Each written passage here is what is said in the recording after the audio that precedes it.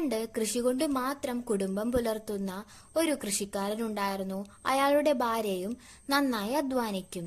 വീട്ടുജോലികളെല്ലാം തീർത്ത് ബാക്കി കിട്ടുന്ന സമയം ഭർത്താവിനെ സഹായിക്കാനും ആ നല്ല വീട്ടമ്മ ഉപയോഗിച്ചിരുന്നു.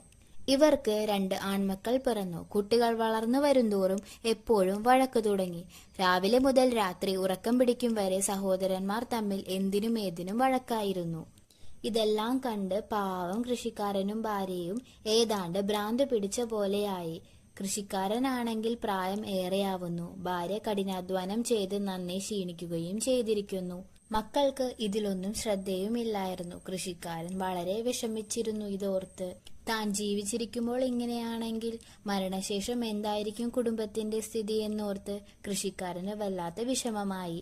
ഉപദേശം കൊണ്ടൊരു മാറ്റവും വരില്ലെന്ന് മനസ്സിലായ കൃഷിക്കാരന് പെട്ടെന്നൊരു സൂത്രം തോന്നി.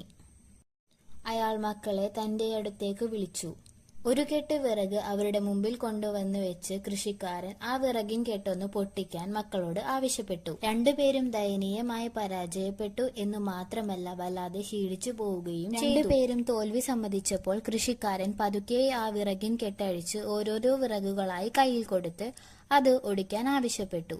രണ്ടുപേരും അത് വലിയ വിഷമമൊന്നുമില്ലാതെ തന്നെ അവരവർക്ക് കിട്ടിയ കമ്പ് ഒടിക്കുകയും ചെയ്തു. മക്കൾക്ക് വലിയ സന്തോഷവുമായി. ഈ സമയത്ത് ആ അച്ഛൻ മക്കളോട് പറഞ്ഞു, ഇതാണ് ജീവിതം. നിങ്ങൾ ഓരോരോ കമ്പുകൾ മാത്രം കിട്ടിയപ്പോൾ അതൊടിച്ചു, വിജയിച്ചു, സന്തോഷിച്ചു.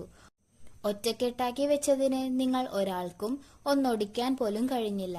എന്റെ മക്കൾ ഒന്നിച്ച് ഒറ്റക്കെട്ടായി നിന്നാൽ ഒരാൾക്കും നിങ്ങളെ നശിപ്പിക്കാൻ പരാജയപ്പെടുത്താനും കഴിയില്ല. രണ്ടുപേരും പരസ്പരം വഴക്കടിച്ചു നിന്നാലോ ആർക്കും ഒരു പ്രയാസവും കൂടാതെ നിങ്ങളുടെ തോൽവി ഉറപ്പുവരുത്താനും കഴിയും. അതോടെ നമ്മുടെ വീടും കുടുംബവും എല്ലാം തകർന്നടിയുകയും ചെയ്യും. അച്ഛൻ പറഞ്ഞത് മക്കൾ ശ്രദ്ധയോടെ കേട്ടുനിന്നു. അവർക്ക് അച്ഛൻ പറഞ്ഞതിന്റെ പൊരുൾ നന്നായി മനസ്സിലായി.